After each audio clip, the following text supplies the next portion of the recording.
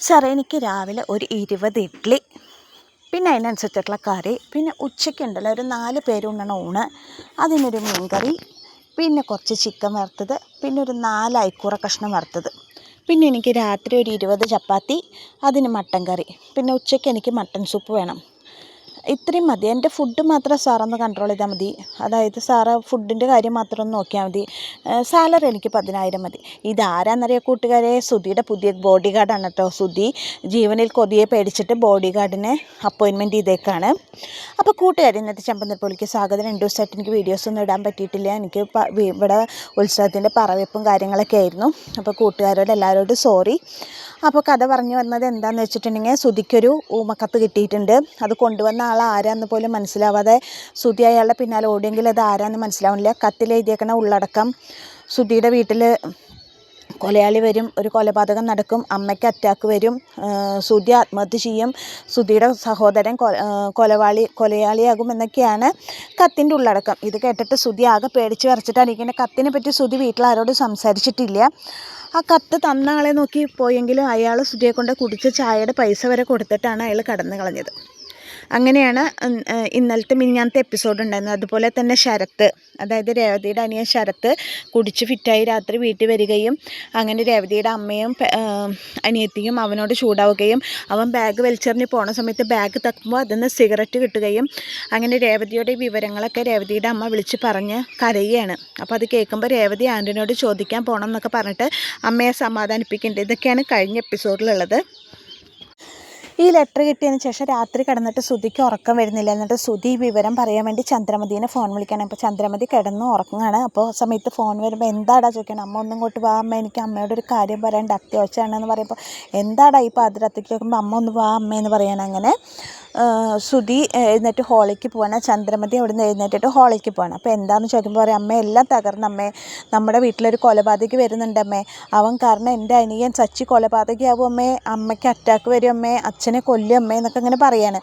അപ്പോൾ എന്താടാ നിനക്ക് പ്രാന്താണോ, എന്താ നിനക്ക് പറ്റിയതെന്നൊക്കെ ചോദിക്കുകയാണ്. അപ്പോൾ ഈ അന്ന് വന്ന പോലെ ഒരു ഊമക്കത്ത് വീണ്ടും വന്നു അമ്മയെന്ന് പറഞ്ഞിട്ട് സുധി ഈ കത്തെടുത്തിട്ട് ചന്ദ്രമതിനെ കാണിച്ചു കൊടുക്കണം. ചന്ദ്രമതിക്ക് അപ്പോൾ ആ കത്ത് കാണുമ്പോൾ അത് വായിച്ചു നോക്കുമ്പോൾ ഇത് എന്താടാ ഇത്, ഇതൊക്കെ നടക്കണ കാര്യമാണോ എന്നൊക്കെ ചോദിക്കണം. അപ്പോൾ സുധി ഓരോ കഥകൾ ഇങ്ങനെ ഇമാജിൻ ചെയ്ത് പറയുകയാണ്. ഇങ്ങനെ സച്ചി കൊലപാതകയാവണതും അതുപോലെ ചന്ദ്രയ്ക്ക് അറ്റാക്ക് വന്ന് മരിക്കുന്നതും ശബ്ദം കേട്ടിട്ട് സുധീനെ നോക്കാൻ വരുന്ന ശ്രുതി കോണിപ്പടിയിൽ നിന്ന് തല തെല്ലി താഴെ വീഴുന്നതും അങ്ങനെ മരിക്കുന്നതും അത് കാണുമ്പോൾ സുധി ആത്മഹത്യ ചെയ്യണതും അങ്ങനെ കഥകൾ ഇമാജിൻ ചെയ്യുമ്പോൾ ചന്ദ്രമതി സുധീനെ അടിച്ചിട്ട് പറയണം, ഓ അവൻ്റെ ഒരു കഥകൾ ഉണ്ടാക്കുന്നത്, നീ എന്താടാ നീ ഇങ്ങനെ ആയത്, നിനക്കൊരു വിവരം ഉണ്ടോ എന്നൊക്കെ ചോദിക്കണം. അല്ല അമ്മേ, ഇതൊക്കെ നടക്കണ കാര്യങ്ങളമ്മേ, അതിന് വേണ്ടിയിട്ടുള്ള ലെറ്റർ അമ്മേ വന്നേക്കണത് എന്നൊക്കെ പറഞ്ഞിട്ട് സുധി വല്ലാണ്ട് ഭയന്നിട്ടുണ്ട്.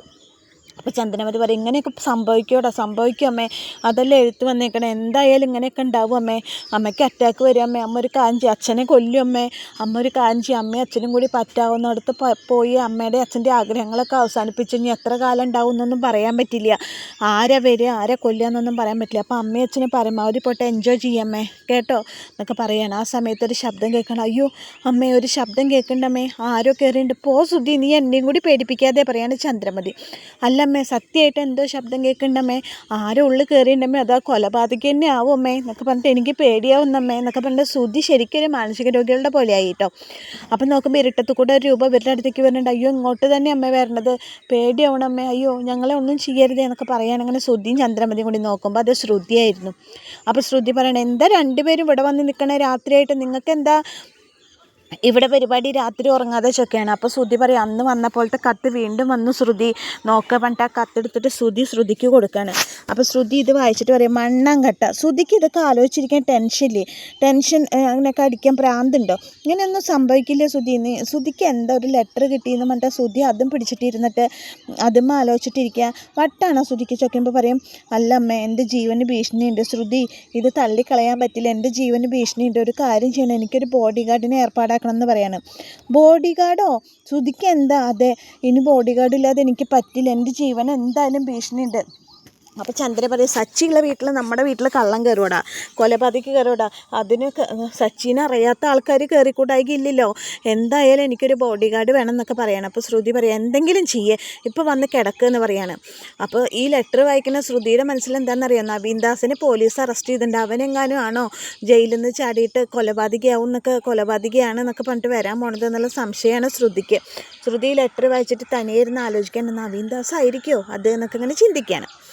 അങ്ങനെ അവരങ്ങനെ അവിടെ പോയി രാത്രിയൊക്കെ എല്ലാവരും കിടന്നു. അത് കഴിഞ്ഞ് പിന്നെ പിറ്റേ ദിവസം കാണിക്കുന്നത് രേവതി ആൻ്റണീനെ കാണാൻ പോണ ഭാഗമാണ്. അതായത് ആൻ്റണി അവിടെ ഇരുന്നിട്ട് നമുക്ക് 3-4 ആൾക്കാരുടെ പലിശ കിട്ടാനുണ്ട്, അവർ തന്നിട്ടില്ല, നീ ആ ശരത്തിനെ ഒന്ന് വിളിക്കുക പറയുമ്പോൾ എന്തിനാടാ നീ ശരത്തിനെ വിളിക്കണേ, ഇനി അവനെ കുഴപ്പത്തിലേക്ക് എത്തിക്കാനാണോ എന്ന് ചോദിച്ചിട്ട് കയറി വരികയാണ് രേവതി. രേവതി ചേച്ചിയോ വായോ, എന്താ വിശേഷം എന്നൊക്കെ ചോദിക്കുകയാണ് ആൻ്റണി. എന്താ വിശേഷം, എൻ്റെ അനിയനെ കുടിപ്പിച്ചിട്ടും വലിപ്പിച്ചിട്ടും നിനക്ക് മതിയായില്ലടാ, കൊടിയും വലിയൊന്നും ഇപ്പം അത്ര വലിയ കാര്യമില്ലല്ലോ എൻ്റെ ചേച്ചി ഇപ്പം ഞാൻ അതൊക്കെ കാര്യമായിട്ട് എടുക്കണം പറയുമ്പോൾ നിൻ്റെ കൂടെ നടന്നതിന് ശേഷം എൻ്റെ അനിയൻ ആകെ വഷളായി, ഇനി മേലെ നീ അവൻ്റെ പിന്നാലെ കൊണ്ടു നടന്നിട്ട് നശിപ്പിക്കരുത്, അവൻ്റെ ഭാവി നീയായിട്ട് ഇല്ലാതാക്കരുത് പറയുമ്പോൾ ഇത്രയും നേരം അവൻ്റെ ശരത്തിൻ്റെ പെങ്ങളാന്നുള്ളൊരു പരിഗണന ഞാൻ തന്നിട്ടുണ്ട്, എൻ്റെ കൂടെ നടന്നുകൊണ്ട് ഇപ്പം എന്താ അവന് കുഴപ്പം, നല്ലൊരു ജോലി ഉണ്ട്, അവന് നല്ലൊരു സാലറി കൊടുക്കണ്ടോ, നിൻ്റെ ഒരു ജോലി സാലറി നിന്നെ അടിച്ചിട്ട് നിൻ്റെ പല്ലടിച്ച് പൊട്ടിക്കുക വേണ്ടി പറയേണ്ട രേവതി. നീ എന്താടി കാണിക്കണം, നിനക്ക് എൻ്റെ പല്ലടിച്ച് പൊട്ടിക്കണം, നീ വല്ലാതെ മൂക്കണ്ടാട്ടാ, നീ വല്ലാണ്ട് കയറുണ്ടല്ലോ, ഞാൻ ശരത്തിൻ്റെ ചേച്ചിയാണല്ലോ എന്നുള്ള പരിഗണന എന്നിട്ടാണ് വിചാരിച്ചത്, ഇനി അതെൻ്റെ കയ്യിൽ നിന്ന് ഉണ്ടാവില്ല കേട്ടോ, നീ എൻ്റെ കയ്യിൽ നിന്ന് മേടിച്ചിട്ടേ പോവെന്നൊക്കെ പറഞ്ഞിട്ട് രേവതിയോട് ചൂടാവാണ് ആൻ്റണി. ആ സമയത്ത് രേവതി അടിക്കാൻ വേണ്ടി ആൻ്റണീനെ കൈ വാങ്ങുമ്പോൾ ആൻ്റണി അവളുടെ കയ്യിൽ പിടിച്ച് തിരിക്കുകയാണ്, കൈ വിടുന്നില്ല, വിടണ്ടാ പറയുമ്പോൾ വിടുന്നില്ല, എന്നിട്ട് രേവതിയെ പിടിച്ചൊരു ഉന്തുമ്പോൾ രേവതി പോയിട്ട് ബാക്കിലത്തെ മേശയുടെ മുകളിലുള്ള ചില്ലിൽ രേവതിയുടെ തലയിടിച്ച് വീഴാണ്. തലയിടിച്ച് വീഴുമ്പോൾ വേദനിച്ചിട്ട് രേവതി കരയുമ്പോൾ മതിയായില്ലേ നിനക്ക്, ഞാൻ ഇതൊന്നും വേണ്ട വെച്ചിട്ട് മാറിപ്പോകാൻ പറഞ്ഞത്, ഇനി ഇവിടുന്ന് എഴുന്നേറ്റ് പൊക്കോളണം, നാളെ മേലാക്കെ ഞങ്ങളുടെ കാര്യത്തിൽ ഇടപെടരുത്, ഒരു ചേച്ചി വന്നേക്കണു, ശരത്തിൻ്റെ ചേച്ചി എന്നുള്ള പരിഗണന തരിക നിനക്ക് ഞാൻ എന്നൊക്കെ പറഞ്ഞിട്ട് ആൻ്റണി അവിടുന്ന് എഴുന്നേറ്റ് പോകാൻ തുടങ്ങുന്ന സമയത്ത് രേവതി നിന്നെ ഞാൻ വെറുതെ വിടില്ലേടാ പറഞ്ഞിട്ട് അവിടുന്ന് എഴുന്നേറ്റ് വന്നിട്ട് ആൻ്റണിയുടെ ഷർട്ടിൻ്റെ കോളറിൽ പിടിച്ച് വലിക്കുകയാണ്. അപ്പോൾ ആൻ്റണി നിനക്ക് കിട്ടിയതൊന്നും പോരെ ചോദിച്ചിട്ട് രേവതിനെ അടിക്കാൻ വേണ്ടി കൈ ഉയർത്തുന്ന സമയത്ത് പെട്ടെന്ന് ആൻ്റണിക്കൊരു ചവിട്ട് കിട്ടാണ്. എന്നിട്ട് പറയാണ് എൻ്റെ പെണ്ണിനെ തൊടാൻ നീയായോടാ ചോദിക്കുകയാണ്. അപ്പം തന്നെ അറിയാലോ നമുക്കത് ആരാ വന്നേക്കണമെന്ന്, വേറെ ആരില്ല, രേവതിയുടെ സ്വന്തം സച്ചിയേട്ടനാണ് വന്നേക്കണത്. എന്നിട്ട് സച്ചി വന്നിട്ട് ആൻ്റണീനെ അടിച്ച് തവിട് പിടിയാക്കണം. ആൻ്റണി മാത്രമേ ആൻ്റണിയുടെ കൂടെയുള്ള ആൻ്റണിയുടെ കൂട്ടാളികളെ അടിക്കുന്നുണ്ട്.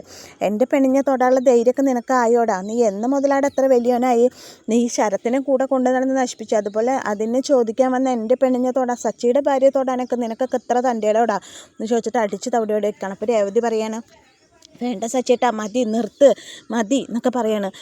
അവൻ നിൻ്റെ ദേഹത്ത് കൈവച്ച് രേവതി, അതും എൻ്റെ പെണ്ണിൻ്റെ ദേഹത്ത്, അവൻ എന്താ വിചാരിച്ചേക്കണേ എന്നൊക്കെ ചോദിച്ചിട്ട് ശരത്തിനെ കൂടെ നടന്ന് കൂട്ടിയിട്ട് ചീത്തയാക്കുക എന്നൊക്കെ പറഞ്ഞിട്ട് വീണ്ടും സച്ചി അവനെ അടിക്കുകയാണ്. അടിച്ചിട്ട് പറയുകയാണെങ്കിൽ മേലെ നീ എൻ്റെ ഭാര്യയുടെ മേത്ത് കൈവച്ച് വരുന്നത് പറഞ്ഞിട്ട് ഇങ്ങനെ തിരിയുമ്പോഴാണ് രേവതിയുടെ ചെവിയുടെ അത് കൂടെ ചോര ഒഴുകുന്നത് കാണുന്നത്. അപ്പോൾ രേവതി ആ വീണ വീഴ്ചയിൽ രേവതിയുടെ തല പൊട്ടിയിട്ടുണ്ട്. എന്നിട്ട് ചോര വരുന്നത് കാണുന്ന സച്ചിക്ക് നിയന്ത്രണം വിട്ടിട്ട് സച്ചി വീണ്ടും ആൻ്റണീനെ അടിച്ച് തവിട് പൊടിയാക്കാണ്.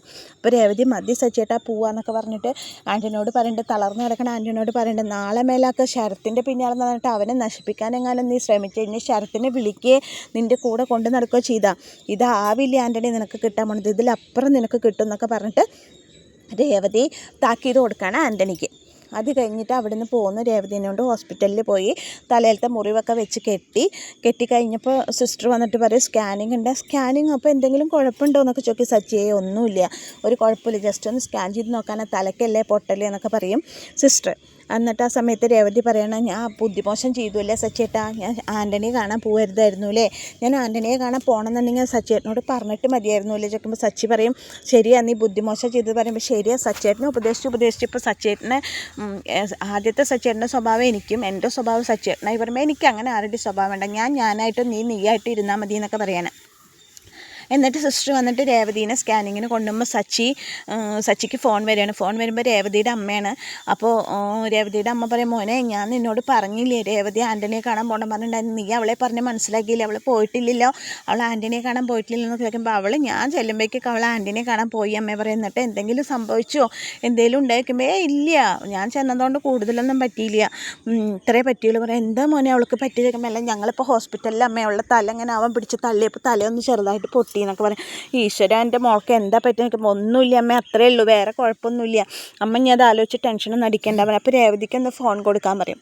അപ്പോൾ പറയും അയ്യോ രേവതിനെ സ്കാനിങ്ങിന് കൊണ്ടൊക്കെ പറയുമ്പോൾ ഞാൻ വിഷമിച്ചാലോ എന്ന് വിചാരിച്ചിട്ടല്ലേ നീ പറയണത്, അവൾക്കപ്പോൾ കാര്യമായിട്ട് എന്തോ പറ്റിയിട്ടുണ്ടല്ലേ, എനിക്ക് അവളെ ഇപ്പോൾ കാണണം സച്ചി എന്നൊക്കെ പറയണത്. എന്നാൽ അമ്മ ഞങ്ങൾ കോപ്പറേറ്റീവ് ഹോസ്പിറ്റലിൽ ഉണ്ടെങ്കിൽ അവൾക്ക് കുഴപ്പമൊന്നുമില്ല, ഇനി അമ്മ ഒന്ന് അങ്ങോട്ട് പോരേ പറയും. അപ്പോൾ രേവതിയുടെ അമ്മ പറയും ശരി ഞാൻ ഇപ്പോൾ വരാമെന്ന് പറയാണ്. അങ്ങനെ ലക്ഷ്മി എന്ന് കരയാണ്. ഈശ്വര എൻ്റെ മോൾക്ക് എന്താ പറ്റിയേ എന്നൊക്കെ അങ്ങനെ ആലോചിച്ചിട്ട് ഇരുന്ന് കരയാണ്. അങ്ങനെ അത് ആ ഭാഗത്ത് കഴിഞ്ഞു. പിന്നെ കാണിക്കുന്നത് ചന്ദ്ര ഹോം അപ്ലയൻസസിൽ പുതിയ ബോഡി ഗാർഡിനെ നിയമിക്കാനുള്ള ഇൻ്റർവ്യൂ നടന്നുകൊണ്ടിരിക്കുകയാണ്. അപ്പോൾ ശ്രുതി ഇങ്ങനെ ആലോചിക്കുമ്പോൾ ശ്രുതി വന്നിട്ട് ചോദിക്കും എന്താ ശ്രുതി ഇങ്ങനെ ആലോചിക്കുന്നത് ചോദിക്കുമ്പോൾ പറയണം അല്ല ഞാൻ ഒരു 13 ആളെ ഇൻ്റർവ്യൂ ചെയ്തു, പക്ഷേ എനിക്ക് പറ്റിയ ഒരാളെയും കിട്ടിയില്ലല്ലോ ശ്രുതി എന്ന് പറയാണ്. എങ്ങനെ കിട്ടും, അവരോട് റേഡിയോ കണ്ടുപിടിച്ചതാര്, ടെലിവിഷൻ കണ്ടുപിടിച്ചതാര്, ഇതൊക്കെയാണ് ഒരു ബോഡി ഗാർഡിൻ്റെ ഇൻ്റർവ്യൂ ശ്രുതി. അവർക്ക് കരാട്ടെ അറിയോ കുംഫു അറിയോ അങ്ങനെ എന്തെങ്കിലുമൊക്കെ അറിയോ എന്നൊക്കെ ചോദിച്ചിട്ട് വേണ്ടേ. ശ്രുതിയുടെ ഇൻ്റർവ്യൂ ആയിട്ട് ഒരുമാതിരി വേറെ PSC എക്സാം എഴുതാൻ വന്ന ആൾക്കാരോട് ചോദിക്കണ പോലെ ചോദിക്കേണ്ടതെന്നൊക്കെ പറയണം ശ്രുതി. അപ്പോൾ ശ്രുതി പറയും ഒന്നും കിട്ടിയില്ല, പറ്റിയ ഒരാളെ കിട്ടിയില്ല, സാരല്ലേ ഒരു 2-3 ആളും കൂടി വരാൻ പറ്റല്ലോ, നമുക്ക് വെയിറ്റ് ചെയ്യാമെന്ന് പറയാണ് ശ്രുതി. അങ്ങനെ ഇരിക്കുമ്പോൾ ഒരു വലിയ അജാനുബാഹുവായിട്ടുള്ള ഒരു മനുഷ്യൻ കയറി വരാൻ, അയാളെ കാണുമ്പോൾ തന്നെ ശ്രുതി പേടിക്കുകയാണ്. അയാളിങ്ങനെ നടന്ന് ഇവരുടെ അടുത്തേക്ക് വരുമ്പോൾ ശ്രുതി മെല്ലെ പിന്നാക്കം പോയി എന്നൊന്നും ചെയ്യരുത്, എന്താ നിങ്ങളുടെ പ്രശ്നം, എന്നെ അടിക്കരുത് എന്നൊക്കെ പറഞ്ഞിട്ട് പേടിച്ചിട്ട് ശ്രുതി പിന്നാക്കം നീങ്ങുമ്പോൾ പറയണം സാർ ഞാൻ ഇൻ്റർവ്യൂവിന് വന്നതാണ്, ഇവിടെ ഒരു ബോഡി ഗാർഡ് കം സെക്യൂരിറ്റി വേണമെന്ന് പറഞ്ഞിട്ട് പറയുമ്പോൾ ഓ അതിന് വന്നതാണല്ലേ, വരൂ ഇൻ്റർവ്യൂ ഉണ്ട് പറയും. അങ്ങനെ ശ്രുതി അയാളെയും കൂട്ടിപ്പോയിട്ട് ഇൻ്റർവ്യൂ ചെയ്യാണ്. ഇൻ്റർവ്യൂ ചെയ്യുമ്പോൾ ചോദിക്കും പൈലി ഏതുവരെ പഠിച്ചു, പൈലി എന്നാണ് അയാളുടെ പേര്, പൈലി ഏതുവരെ പഠിച്ചു, ഞാൻ ഡിഗ്രി വരെ പഠിച്ചു സാർ. ഞാൻ പൈലിയോട് കുറച്ച് ക്വസ്റ്റ്യൻസ് ചോദിക്കാം, പൈലി എന്നെ അങ്ങനെ ചോദിച്ചിട്ട് ഓരോ ജനറൽ നോളജ് ചോദിക്കുമ്പോൾ ശ്രുതി പറയും എന്തിനാ ശ്രുതി ഇമാതിരി ക്വസ്റ്റ്യൻസൊക്കെ ചോദിക്കണേ, പൈലിക്ക് കരാട്ടെ അറിയോ, എനിക്ക് കരാട്ടെ അറിയാം സാർ, ഒരു 4-5 പേര് ഒരുമിച്ച് വന്ന് നേരിടറിയാം, പിന്നെന്താ സാർ ഞാൻ ആരെ നേരിടേണ്ട സാർ എന്നൊക്കെ ചോദിക്കും. അപ്പോൾ അല്ല ചോദിച്ചു എന്നേ ഉള്ളൂ, തന്നെ കാണുമ്പോൾ തന്നെ ഞങ്ങളുടെ ജോലിക്ക് പറ്റിയ ആളാന്ന് തോന്നുന്നുണ്ട്, അതല്ലേ സാർ ഞാൻ ഈ യൂണിഫോമിൽ തന്നെ വന്നേ, ഓ തനിക്ക് കിട്ടുന്നപ്പോൾ ഉറപ്പുണ്ടായിരുന്നു പിന്നില്ലാതെ, അതുകൊണ്ടല്ലേ സാർ ഞാൻ യൂണിഫോമിൽ വന്നത്. പക്ഷേ ഈ പൈലിയെ കാണുമ്പോൾ നമുക്കൊരു ഡൗട്ടുണ്ട്, ഈ പൈലിയാണോ ഈ പറഞ്ഞ ക്രിമിനൽ എന്നൊരു സംശയമുണ്ട് കേട്ടോ. അതെ നിങ്ങൾക്ക് മാസം ഒരു 10,000 രൂപ സാലറി തരുമോ, മതി സാർ, 10,000 രൂപ സാലറിയൊക്കെ ധാരാളം മതി. അപ്പോൾ ശ്രുതി പറയാം നമുക്ക് പൈലിനെ ഉറപ്പിക്കാം അല്ലേ ശ്രുതി, നമുക്കിത് മതിയില്ലെന്ന് ചോദിക്കുമ്പോൾ ആ ശരി പൈലി നിങ്ങളെ ഞാൻ ഇവിടെ സ്റ്റാഫായിട്ട് എടുത്തേക്കണം പറഞ്ഞിട്ട് കൈ കൊടുക്കണം. എന്നിട്ട് പറയാണ് 10,000 രൂപ മതി, ഓക്കെ 10,000 രൂപ മതി സാർ ധാരാളം, എൻ്റെ ഫുഡിൻ്റെ കാര്യങ്ങളൊന്നും സാർ നോക്കുമ്പോൾ അതിനെന്താ ഫുഡല്ലേ തരണ്ടോ, അത് ഞാൻ ഏറ്റു, രാവിലെ ഒരു 20 ഇഡ്ഡലി അതിനനുസരിച്ചിട്ടുള്ള കറി, അല്ലെങ്കിൽ ഒരു 20 കഷ്ണം പുട്ട് അതിനനുസരിച്ചിട്ടുള്ള കറി, പിന്നെ ഉച്ചയ്ക്ക് ഒരു 4 ആൾക്ക് ഉണ്ണാനുള്ള ചോറ്, അതിൻ്റെ ഒപ്പം മീൻകറി, പിന്നെ ചിക്കൻ, അതുപോലെ മട്ടൻ സൂപ്പ്, പിന്നെ ഒരു 4 അയക്കൂറ വറുത്തത്, ഇതൊക്കെയോ, പിന്നെ വൈകിട്ട് ഒരു 20 ചപ്പാത്തി അതിനൊരു മട്ടൻ കറി, അത്രയും മതി സാർ, പിന്നെ ഇതൊക്കെ ദഹിക്കാൻ വേണ്ടിയിട്ട് ഒരു 2 കിലോ പഴം കൂടി വേണം. ദൈവമേ ഇത് ഇത്രയും ഫുഡൊക്കെ നീ കഴിക്കണതാണോ, അതെ ഇത്രയും മതി സാർ, എൻ്റെ ഫുഡിൻ്റെ കാര്യം മാത്രം സാർ നോക്കിയാൽ മതി, ബാക്കിയെല്ലാം ഞാൻ ഏറ്റു എന്ന് പറയണം. പക്ഷേ ശമ്പളത്തിൻ്റെ 4 ഇരട്ടി വേണ്ടി വരും ഇയാൾക്ക് ഫുഡ് കൊടുക്കാമെന്ന് ഇയാളുടെ മെനു കാണുമ്പോൾ നമുക്ക് തോന്നണത് കേട്ടോ. അപ്പോൾ അങ്ങനെ ശ്രുതി ഇയാളുടെ ഫുഡിൻ്റെ മെനുവും കേട്ടിട്ട് ആകെ ഞെട്ടിയിരിക്കുന്ന സമയത്താണ് ഇന്നത്തെ ചെമ്പനീർപ്പൂവിൻ്റെ ക്ലൈമാക്സ് വരുന്നത്. അപ്പോൾ ഇന്നലെ എനിക്ക് എപ്പിസോഡ് ഇടാൻ പറ്റിയില്ല, സോറി. അപ്പോൾ എൻ്റെ കഥ കേട്ട് ഇഷ്ടപ്പെട്ട കൂട്ടുകാരെൻ്റെ ചാനലൊന്ന് ലൈക്ക് ചെയ്യുക, ഷെയർ ചെയ്യുക, സബ് ചെയ്യുക. അപ്പോൾ എല്ലാവർക്കും താങ്ക് യു.